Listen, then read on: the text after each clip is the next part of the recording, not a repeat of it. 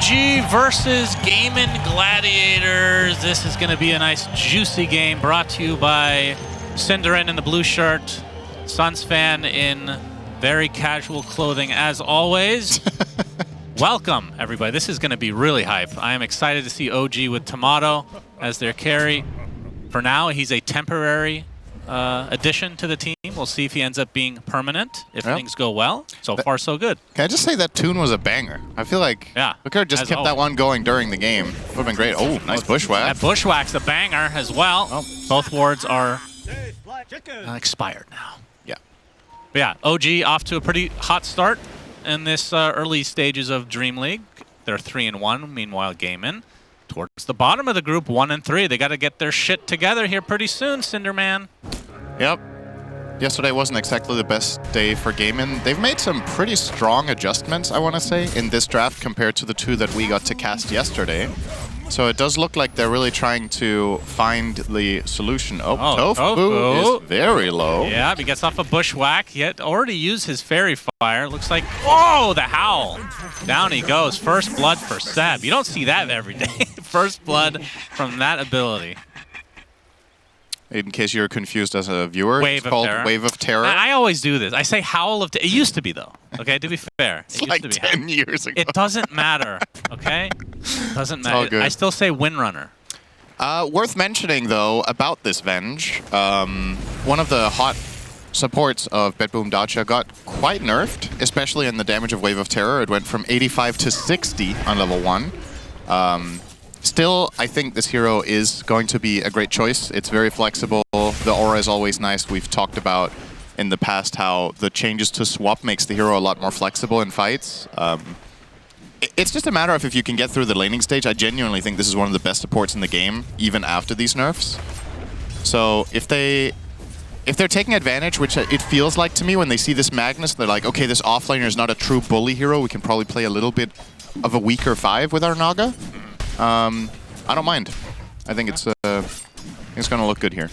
Seb already level 2. Tomato still clinging to that level 1. I mean, we get to see Naga again, which is not the most exciting hero, of course, but has been kind of one of the main carries of the patch, it feels like. I don't remember if anything was nerfed in the last patch for her specifically. I don't think so. Which is a bit surprising, considering she's probably top 5 most played heroes, I feel like, at the last tournament. I mean, I suppose some of the items that she liked got nerfed, right? So a lot of carries got nerfed by proxy. She got nerfed on the Disperser. I believe Diffusal also got a little bit of a nerf, if I'm not mistaken there. I'm just going to double check that. Yes, Inhibit has a mana cost of 25. Doesn't sound like that much, but it all adds up, all these little things. Yeah. So, actually, we didn't get to cover this during the draft. You were pointing out, you're like, why are they banning cores, right? And I kind of was thinking the same thing on the side of Gaimin Gladiators in the last phase. They were actually banning 2 cores that would have had a matchup against Puck. They banned the TA and the Ember. I wonder if Gaimin Gladiators were kind of convinced that OG would be playing Ahri on the Invoker. I feel like when OG picks this hero, it's almost always BZM, but they were willing to burn 2 bans to really get Quinn off to a good lane matchup, and I think that's maybe a little bit telling of what Gaimin have come to realize after their games yesterday, that they really want to unlock Quinn, and that's kind of be the key to success today. Yeah. Because otherwise you wouldn't be banning those counter matchup when BZM plays Invoker. Yeah, especially when there's a hero that has a Hex that's still bannable from a support side, which ends up being Rasta. Yep. Which is very good against Puck later on, especially if you get a Blink Dagger or something to that effect. Basically the mini Lion, we could call him, I suppose. Yep.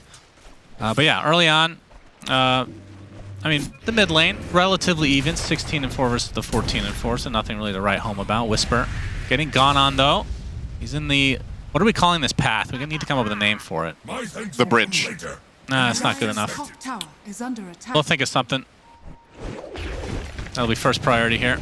Skewer onto Seb. Sunstrike coming, though. Oh, that is enough to take out Tofu. And Ace with nothing else to do. That was very close to being shared with the wave, but just barely off. Nicely done there from Bzm. Oh, nice. I could use that one. How upset do you get from a mid lane perspective when the Sunstrike hits? Like from Quinn's perspective. Like, are you mad at your team for allowing that to happen. I mean, what can you do, you know? It's going to happen. OG have specifically drafted 2 side lanes that set up Sunstrikes very well. So there isn't really much to do about that. Oh, Ari is coming over. Timing is a little bit off here. Quinn already has the water and will connect to the tower. Oh, but it's very telling that Ari goes for this water rune instead of just covering the top one. We're very much trying to take stuff away from Quinn in this mid matchup, but with Invoker already doing this well and having that kill from the Sunstrike, he should be just fine. It's the side lanes, as a matter of fact, for OG that are having a harder time. Gaimin Gladiators looking very good on the CS chart. Yeah, and that used to be their bread and butter, is winning the laning stage, but as of the last, let's say, 2 weeks, suddenly things have looked pretty bad for them, in fact. I don't know what the record is after Pango started getting banned, but I can guarantee you it's not good. Speaking of not good for Gaimin, the Sunstrike will hit, set up by the Shackle, but Quinn able to just barely get out. Has to pop the Fairy Fire to survive, but now he's out of charges. See if he stays in lane for that much longer before going back. But Tomato, he's getting gone in the meantime. Shockwave's there for Ace, and Seb nowhere near to assist. Yep. Took full advantage of him being out to pull there. This is one of those situations. It's a classic. It happens at all levels of play. The support is pulling small camp. The carry needs to judge how much farm can I take here without putting myself at risk. And Tomato went a little bit too far in that instance with no coverage. And what do you think of the lineups in terms of... Oh. Good timing. Yeah. The panel is very favored for OG. Are you on the same boat? I think if Gaimin don't do well in lanes, I'm very much in agreement with that. I just think the OG mid game is extremely powerful, and Gaimin Gladiators don't have, in my opinion, the best tools at dealing with Naga's wave pressure. Maybe if Hoodwink gets very farmed, that could be the factor that they're going to need, but Undying is just flat out terrible against that hero, right? Ari gets off the Hex and the Shackle, but now the TP's coming in. Will they actually continue? Yes, they will. Tofu and company looking for this 6-minute rune. And Ari's going to get hit by the Illusory Orb, but it looks like it is top. It is the damage rune, which Quinn should be able to get. So as always, Quinn gets the first power rune. Yep, another major rotation here. Just a lot of focus on the mid lane. Both supports from Gaimin showing up for this one. And important for Quinn to get that one. Getting that extra bottle refill, being able to stand his ground a bit better. Because he is quite far behind in mid right now. 700 behind that of the Invoker. Obviously the other lanes are going well. Well, there you go. Now he's more. I was just about to say, Ace was top net worth, but not any longer. Taken out by BZM. Meanwhile, top lane, a little bit of action. Tombstone is placed by Celery, but a nice spear from Whisper and a rebuke to keep Celery and company back. Will stop the aggression in its tracks. It's an interesting thing in this dynamic, actually. It might seem like a small thing, but I feel like in a lot of circumstances it actually makes a very big difference. God's Rebuke against Undying. If you're playing these 2v2 fights and you just weather the storm while you're walking away and then you just rebuke kill all the zombies, it's one of the strength heroes that fares the best against Undying because you have 2 tools against the Tombstone aggression. You can shove away the carry with the spear, but you can also kill all the zombies in one spell. So we're going to have a replay here of the Sunstrike happening off camera, and there it was. It was bottom. Production making fun of themselves again. Always good. That's good. What's life if you can't laugh at yourself, Shannon? That's true. That's my entire career in a nutshell. Ari getting caught off guard here. Quinn is there with the damage rune. It's going to end up being an easy one. He'll take it. Quick shackle there, but we're going to see the first coil of the game now by the BZM. He will snap it. TP coming in from Seb with the stun. Illusory Orb being dodged by BZM, so he will survive as a result. So in the end, it's a support for support, but Quinn on the other side of the tier 1. Sunstrike definitely not going to hit. They will end up finishing off BZM. Nice play from Quinn. Yeah, love that from him, and just from Gaimin in general. Just look how much focus they're putting on this mid lane. Just having a good understanding that the 2 side lanes are self-sufficient, both Magnus and Luna doing well, so they're really piling on the bodies in mid. This Tofu might become the trade, but... Yeah, he gets off the bushwhack. The wave of terror. Oh, very good, Shannon, you're learning. It's blood grenade now. Just like the AI models that you love. Ensnare into the Sunstrike, and BZM another kill to his name. Yeah. Now he has the Hand of Midas. Very nice. Yeah, it's always interesting to watch OG play Invoker because it feels like It's kind of funny, right? BZM is, okay, hang on. Yeah, they're not done yet. Seb's making his way over as well, so it's a 3v1. Can they keep the lockdown in Snare? Tomato doing a good job of placing himself in front, so he will get skewered if worst case comes, but Ace dies first. Now Quinn TPs to the bot lane to try to at least get a support, but he's not even going to find that. A lot of aggression here early on. Yeah, what I was going to say is it's kind of fascinating to see BZM play Invoker because it almost feels like, okay, you know what? I'll just shut up. Yeah, just quiet your mouth as Ari. Gaimin, like go he's hit gonna get some picked creep off. so we can talk about the game. I prefer this, of course. The less you talk, the better. Yeah, all right. Okay, go ahead. Let's see. I mean, you're basically cursing the game. If you want a solo cast, I'm not. Well, every time you speak, something happens, so okay. Let's try it. Okay, it's working. Actually, it's working. So BZM is playing an old school Invoker in a way. I feel like in the last... Yeah, there you go. Whatever. Seb gets bushwhacked to a tree. Skewer is going to miss completely. Swaps into Ari, but the coil applies to 2. And that's going to be the death of Seb at the very least. Whisper coming in, though, with a big arena onto 3 heroes. The spear into the Sunstrike. It's partially shared, but it matters not as Quinn will drop. So it's a 1-for-1. Tomato coming down.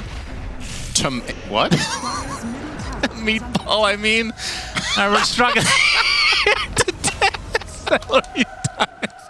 Tomato with the sleep. I was thinking tomato, you know, same thing. Oh my god, I thought you nailed it yesterday with the idea of Morph Arcana being milk, but the meatball being a tomato falling out from the sky. Into the Sunstrike. BZM with a double kill. He is crushing this game. My god. Just get back on track, please. Yeah, oh my goodness. Yeah, BZM is crushing it. That's 5 kills to his name, 4 assists. And in a phase of Dota where I would say most mid-invokers, we don't really see this hero that much, but him playing this hardcore Exort Midas style that was all the rage a couple of years back, it's kind of ironic that the guy who keeps playing that, seemingly no matter the circumstances in the patches, I never really see BZM play Quas Wex. Yeah. Is a young player, right? You would think this is something that the experienced old invokers would keep running, but he's the one sticking to it. Yeah, Magic. Oh, Sunstrike not set up this time. Tombstone to counteract this. Doraccio getting pushed back with the Rebuke. Tofu and Quinn have come to play as well. Seb's going to take a Sharpshooter along with the Acorn Shot, but the Whisper ult comes through. Oh, not really lead to the huge tomato coming out. Quinn able to get out just in time. So only a support dead so far for OG. This turns into like a really early team fight of sorts, but only 1 casualty. All things considered, they're probably not that bad for OG, to be honest. That looked like it was going to go worse, but yeah. Quinn isn't outputting the most damage just yet without that finished Witch Blade. Yeah, 12-minute rune will be bought. It is a haste. Ari, though, with the instant Hex. Sunstrike not going to hit. Celery's a tough kill, but he gets swapped, and that's a 4v1. He will fall. Very back and forth, very even game. Both carries are relatively close to the same net worth, but it really is the mid lane, the separation right now. Yeah. With BZM. I mean, how many Sunstrike kills has he got in this game? The lane itself, I feel like Quinn played fine. It's just, you know, if the Invoker gets this big of an injection from side lanes, it's going to be hard to beat him out. And when he gets the Midas, he will out-farm you. So I think there wasn't really much that could have been done except maybe some cleaner rotations on mid and maybe finding a kill on him, but yeah. And they tried that, to be fair. Gaimin Gladiators supports just aren't the best at ganking mid. Undying isn't great for it. Hoodwink is very situational. You need to be placed in the right position for that to even work. And if Puck isn't 6, it's also not the easiest hero to gank 4. So plenty of things that made that quite difficult to shut down BZM. And the concern here is I feel like he has an absolutely insane lineup to play Invoker with. Like, oh, yeah, for sure. Arena, if I don't think he's going to go Ags, I think he's going to be focusing on just playing... Yeah, I think the Invoker in this game should just be absolutely maximizing himself. You could go some sort of right-click hybrid, you could go a Hex build, you could get the full-on Wombo combo with Refresher, but without Ags, and just drop 2 tomatoes for massive damage. Just make a parade. Stop bringing that up. I'm going to lose it. I We'll see. He went for the Orchid first, which I think is quite telling. I don't think you're going to go Orchid into Ags. It feels a bit weird. So probably travels BKB is the Serpent Wars, they can see the backstab action here. Celery will be the recipient, but they can see Dyrachyo on the side now. That's what they really want. Eclipse comes out, ripping through Seb. He gets off the swap, keeps him healthy for the time being, and well, Dyrachyo looks like he might actually get out, but now Quinn has come to play. Coil onto 2. Hoodwink comes in with the Bushwhack, but the Sunstrike, looks like Quinn's going to be able to get the kill on Ari. He's actually going to survive through this somehow. RP comes through from Ace. Skewer back. Quinn dies to BZM. Maybe not the best of decisions there. And Whisper looks like he'd be taken by Dyrachyo and company. A double kill for the Luna. Ends up being a 1-for-3 in favor of Gaimin. Looked really good for OG early on. Yeah, they somehow couldn't catch the Luna there. I really thought they were going to be able to get some sort of chain combo once they saw her here. Seb is going to walk over. And he's tanking the Eclipse, so he kind of has to swap here to stay alive, but no chaining whatsoever. The Meteor misses, they didn't get an Arena in range. And now here, Whisper finds the Arena, but just barely missing on Dyrachyo off to the side, so he gets to continue playing the fight as he wants. And yeah, Quinn, unfortunate, this is Forge Spirit down the ear. Definitely didn't see that one, or didn't have a choice anyway. No. But great fight for Gaimin Gladiators in that instance, for sure. A nice RP showing up just in time from Ace.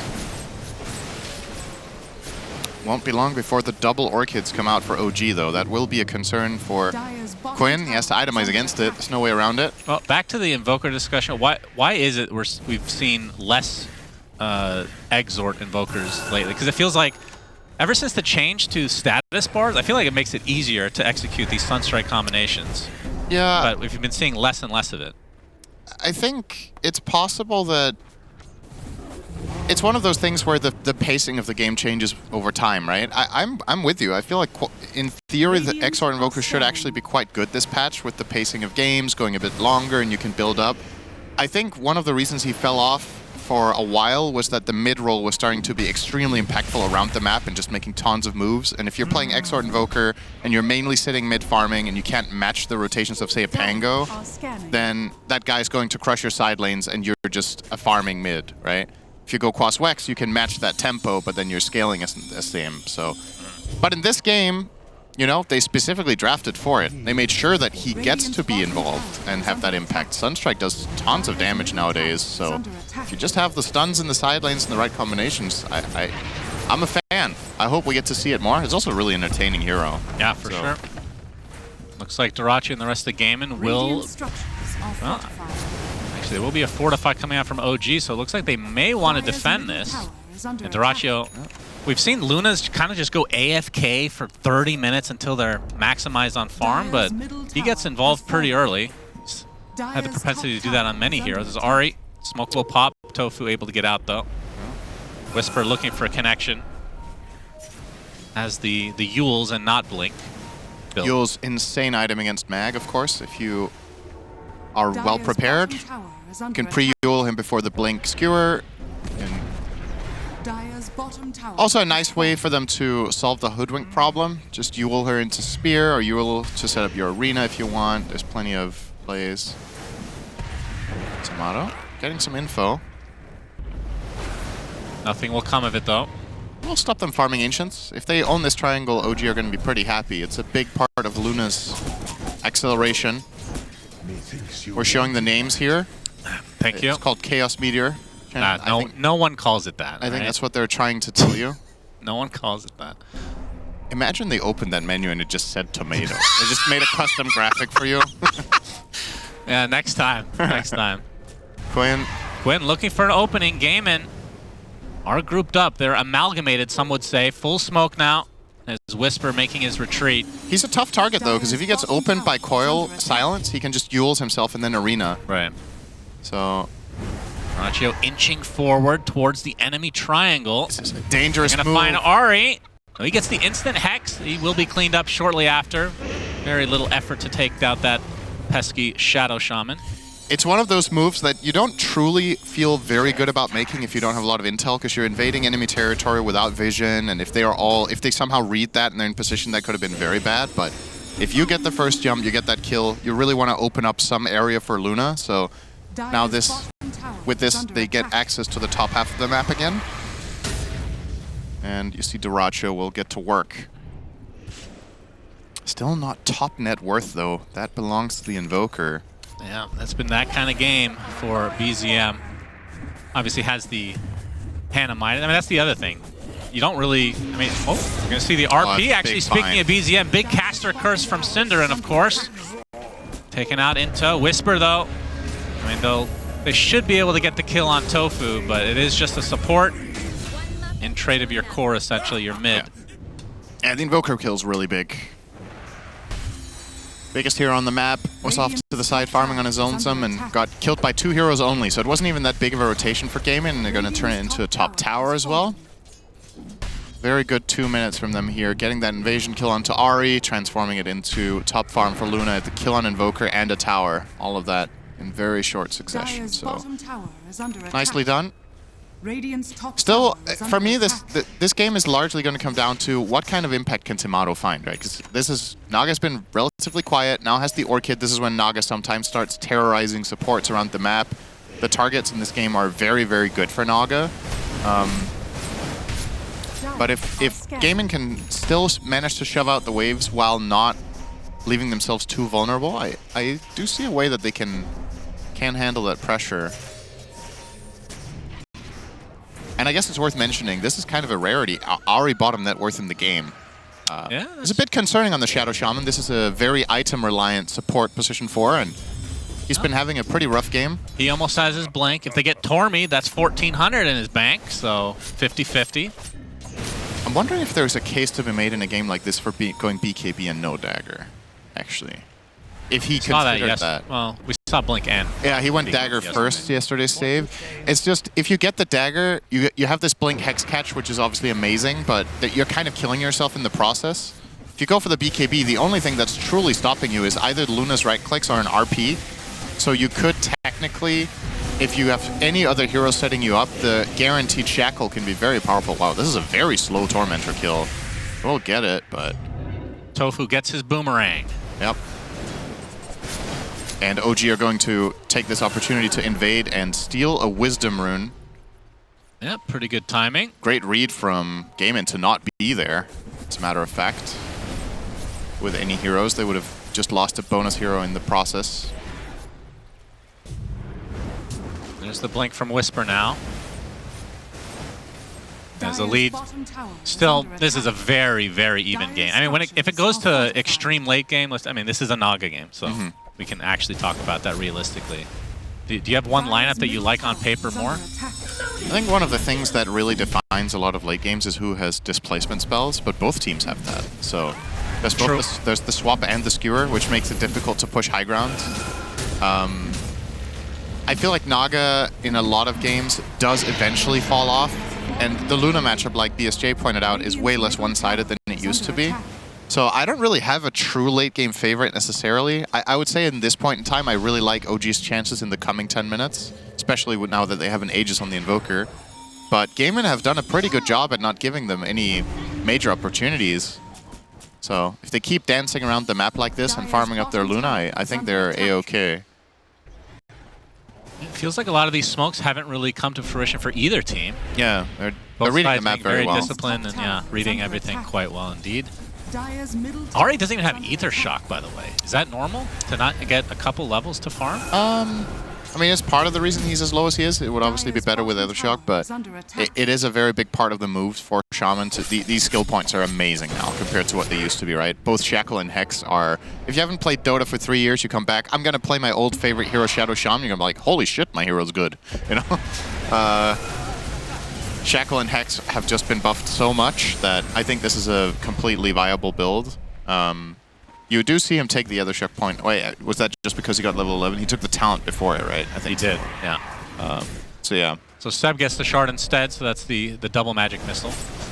It's crazy. Hex with that talent is 35% damage amp. Yeah, it's absurd. It's wild. Sunstrike is just going to be one-shotting supports almost. Not as absurd as Lion, though, who's permabanned at this point. Yeah. Of course, he did get nerfed, though. So it happened really eventually. Lion was not really a beloved hero for years, and all it took was to give him the big suck, and he became good. That's right. Who knew sucking so much could be good? Yep. Too much of a bad thing is good. Dire's top tower is under Game has attack. slowed down a bit. Obviously, the Aegis was taken a few minutes ago. We didn't even bother saying it because it was so casual. But BZM will have that for another 3 minutes or so. Is Dyrachyo going to find Ahri in the... Oh, wait. Okay. Immediately dips out of there as the Serpent Wards are placed for Ahri and the Tier 2 secured for OG. Yeah, this is not a defend situation for Gaimin. I like the fact that they didn't try to hold that tower. Just fighting into Aegis. That particular tower is really difficult to defend for Dire anyway, so it's completely fine to let it go. I will say, based on the performance that you and I saw from Gaimin yesterday in the series we cast, I feel like this has been a bit of a step up in level. So yeah. It's a good sign for them, shaking off that day one Dire's top tower and making this is under game attack. currently very competitive against OG. It's kind of weird. I don't want to say the game's on a knife's edge because, you know, if a team wins a fight, it's not like they're going to push high ground and end, but it definitely feels like it's just there's this big fight waiting to happen that can totally snowball the game for either side. If Luna wins a big team fight, she's going to be ahead by an item against Naga and become almost impossible to deal with. And on the flip side, any good team fight from OG, and they just control the whole map afterwards. So gotta be very cautious. When that's the last time a hero has taken damage, actually? Feels like it's been a while. It's been a hot minute. Yeah. Last kill was 18 minutes, so 7 minutes ago. All right, well. But you're right. There will be action very soon. There you go. If You're not welcome. now, Sharpshooter onto Mars will break him temporarily. Whoa. Dyrachyo with a really early Okay. BKB into Eclipse. He's doing basically nothing, though. Ahri We'll get him. will eventually fall, but that is not great for Gaimin. I feel like OG could still fight this 4v5, especially considering they still have that Aegis. Dire's bottom tower We'll see if they opt to do so or not, knowing that that BKB has been expended. That's the other thing, is the double BKB for Gaimin is up, so Dyrachyo and Ace both have one. It's so hard with power. Shit. Tornado, EMP into... Oh, they got big RP onto 2 from Ace, but the Song comes in to try to counteract this. Ace with his BKB is able to continue to go through, but the Sunstrike coming through onto Dyrachyo. Oh, Deafening Blast as well, and the Tomato destroys him, Cinderin. Double kill for BZM. The coil from Quinn is there as a sharpshooter. Holy shit, that's clutch from Seb. Tofu Really nice. now on the run. Dire's bottom tower Not going to hit either of these spells, as 2 cores dead for Gaimin, and OG come out on top here. Damn, that was a nice swap. He was on like 2% health. The sharpshooter was mid-air, and he just swaps a core in to take the projectile for him. That was some Matrix shit, Shannon. You love that, yeah? It's the one movie you've watched. Bullet Congratulations. time dodge. You said yesterday I hadn't watched it. Actually, I watched it when I was, I think, 6 years old, so I remember none of it, but I do remember bullet time. Great. That's more from the game Max Payne. Tier 2 Oh, tower that's what it was. fortified. That was also a good movie. Tier 2 tower about to drop. Aegis has been consumed, and OG have taken a bit of a lead now as a result of that. And now the BKB is up for Mr. BZM. Yep. And now, when the BKBs start coming for OG, things are going to get a lot easier. And for Gaimin, you've, like you said, is this going to be dangerous with the Luna BKB on cooldown? It really was. Like, I think making aggressive moves without this item available is just too dangerous. It took one song from Tomato. The moment that song came out, you're just like, okay, this fight's screwed. Like, Luna's going to instantly die. You've already expended your RP. There's nothing left in the tank. Like, Quinn did his best to stand his ground there with his BKB, but he doesn't have the damage yet. You know, if you're going Kaya-sanj BKB on Puck, your right-click is not a factor. You don't have that Maelstrom, you don't have that strong Axe Coil or whatever. So, I mean, just being able to take a use while. Song while one of the enemies has BKB, it feels like they just wasted their BKB. Yeah. Right? It's such a strong ultimate. But that anything- entire situation, if Luna had BKB available, I think that fight could have Right, if both of them had BKB up, then... completely different. Yeah. So they very much took advantage of that situation, and it was a very clear play call from OG that they specifically wanted this fight because of the BKB cooldown. But that, again, goes back to the fact that Gaimin gave it to them, right? They could have chosen to not go for this specifically with that cooldown and just play the map, because they've done a good job at that. But a little bit of a slip-up there from Dyrachyo was very costly. And now OG sporting Radiant's bottom tower a is slight under lead, 3K here at 28 minutes. They're going to poke the high ground. Already at half HP for the tier 3. It's going to force some TP rotations from Gaimin. Quinn will be the one to clear the waves, but now you have to deal with these Naga illusions that they're getting to be very strong. Has a couple more slots to upgrade for Tomato. Has the Bloodthorn, Eternal Shroud, Manta. What do we like to see from here on out? More stats. I mean, Butterfly would potentially be good. I mean, it's a lot of magic damage, though, for Gaimin. He is eyeing up the butter for now, at least. So we're going to see Tofu get dropped by BZM. Meanwhile, Eclipse finally enough to take out Seb. Feels like he's been trying that the whole time, but Dyrachyo, despite having the BKB, takes way too much damage. Yeah. That leads to the double kill for BZM. Didn't react on the BKB in time to the Whisper blink in.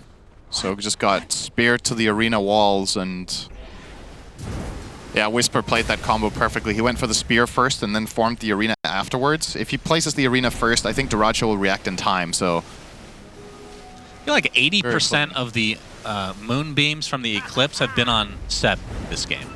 Legitimately. And the last 20 have been on Ahri. Yeah, that's probably fair. That's where swap, like the changes, makes such a big difference as well. Yeah. Damage mitigation and whatnot. This is going to... So, this game state now is actually way worse than the 4K shows for Gaimin, in my opinion, because the entire map is just broken. They have good wards, but they need to shove out the waves. And who's going to do it? Naga will be pushing top. You see it here. Tomato's going to constantly constrain the map up there. And in the bottom half, they're covering with 4 heroes, so they will have rune control. They will be able to take the Tormentor if it spawns. I don't remember when they killed that one. It wasn't close to 20, I think, so it's probably still... Actually, it was. OG killed this not too long ago. Or, sorry, Gaimin killed it before the Wisdom, right? So this bottom one is going to spawn in about 10 seconds time. If OG wanted to steal it, I think they could. Yeah, but maybe they didn't. Actually, they didn't time going to back off. This is a bit surprising to me that they're giving up the map here. I guess the Roche spawn is possible in... Oh, he actually will respawn in 20. They don't know this, but I would have liked them to keep a bit more of an aggressive position here and really constrict the map. Teams don't respect Tormy, Cinderin. Haven't you learned that? Yeah. I wonder what the reasoning is for backing off. I think they were in a very strong position. They had good high ground placement.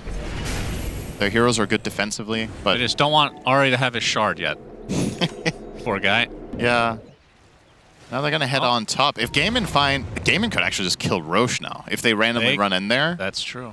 So, yeah. Bypass a couple illusions here. If they go in there and steal it, this would be OG's biggest mistake of the game by far. The fact that they're not even in the area at all. They're going to scan now. If this scan expires before anyone runs in, it does. Oh, this is just... Oh, that might have been Gaimin's scan. I think it was Radiant scan, right? I think this is... That's actually worst case scenario timing-wise, but at the very least they have a Forge Spirit covering. And they are going for a push play at the same time, so this is going to be a bit awkward. It might cost them some buildings, but second Roche is probably worth it as long as it's not the whole barracks. And Gaimin getting away with murder here. I don't like this from OG, even if they get the range tracks. I actually think this is a bad trade in the game state. They need to get something out of this. He's looking to swap. Quinn, the song cancels good. Several teleportation, and that's going to lead to potentially a full set of racks. And Whisper now trying to combo on top of this with the Mars Arena into the Spear, but the RP counter initiation into the Eclipse, but a nice swap from Seb, keeping Tomato alive. Tornado not going to do much with all these BKBs activated. Tomato now completely on the run. I believe the Serpent Wards were also placed, so the building should be falling, but this might be a team wipe if they're not careful. Tomato trying to do as much damage as he can, but he drops in the end. BZM forced to Ghost Walk along with the BKB. There's the Sentry, but likely will not be able to catch up to him. So OG get away with 2, but Gaimin steal the Aegis. Well, they take Roche and the Aegis and the banner, I believe. Yeah. But they do lose some buildings, a full set of racks in the top lane. This is such an interesting situation to see from a bird's eye perspective, because OG managed to get themselves these top racks essentially for the Roche trade-off. Then they get this amazing song to stop these 2 TPs back. Oh. They could have run away here, right? This is a 4v5. Your Invoker isn't joining. It just looks so juicy with the combos, but you don't have enough damage. Like, Naga can't kill these heroes. You're going to clump up to get RP'd. Nice swap from Seb will get Tomato out of there for the time being. He does, of course, end up falling eventually, but this is the kind of judgment call that's really difficult to make, but if you want to win tournaments like this, these are the moments where you need to come in the clutch. And I don't know, at the end of the day, I just think OG should be pretty unhappy with how this turned out, despite getting racks, because with the stranglehold they had on the map 2 or 3 minutes ago, I think they could have kept it, probably contested the Rosh's 5, or just got it themselves. Right. And then eventually probably got the barracks anyway. They also left the bottom Tormentor, as we talked about. That could have been a pick up for them too. So they let Gaimin a little bit into the game, and I think they're happy with the trade that they ended up getting. And let's see if they can put this Aegis to use. Well, BZM gets his shard. Then we're going to get that EMP suck in. Yeah, hasn't really been using the spell much, so don't really know if it matters. Ari perpetually left in the cold, it seems. Yeah, and that shard would have been a lot better here. Tower is under attack.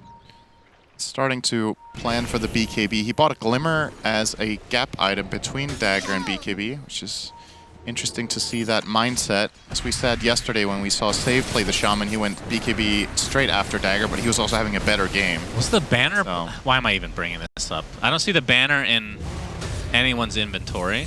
Radiant's middle So I'll tower just is assume that it was under placed attack. worthlessly. Oh, they put it top. Interesting. Yeah, that's Is good. that actually... Is that good enough against super creeps? I think so. I think it's going to offset them roughly. Oh. So I really like this So choice. 600 HP. Are fortified. Okay. Yeah, They that's have pretty less close. damage, but more health. Oh, no, these ones have 1,000 HP. Yeah, they have way less damage. So if I had to guess, I think Radiant still pushes, but it's not by a lot. Yeah, that's kind of So. nice, actually. I haven't actually seen Radiant's this middle as much, because tower typically is the under team that has the attack. banner is the one that's winning Radiant Yeah. with the are Rack's scanning. advantage. This is frees quite up the nice. map a bit. It's very nice, especially when you're playing against Naga, that you will have this lane. Oh, that- Whisper, he's going to find an ace who pops the BKB inside the arena. Tomato still has the song to try to get away if they actually want to re-engage here, but the RP is going to be used just on the Mars. Quinn with the coil as well, both onto just a single target. And now the Meatball surprise to grab allies, saving the Magnus for the time being. He actually gets clutch. out just in time. Beautifully done. Tomato now taking a lot of the Eclipse charges here, but the Song of Siren is used. Ice Wall connecting, and that is death number 1 for Luna.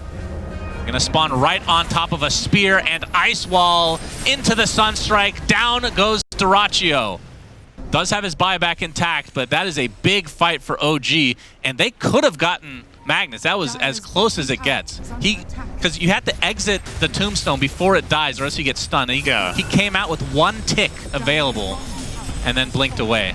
As Whisper trying to set up some more potential kill. Quinn gets speared to his building and destroyed. And just like Nice that, they're skewer. gonna have to double buyback now. The swap is there. Looks like Ace takes the tumble. BZM with the BKB on the run, but it's going for Dyrachyo. This will be a dieback for him, and indeed it is. Quinn silenced dieback number 2 for Gaimin, and that should do it. As OG, the GGs do come out. They take game number 1. This was right after Gaimin had such a good turn of events for them. Yeah, they got the Aegis, but the fight that they have on their high ground area at the Ancients just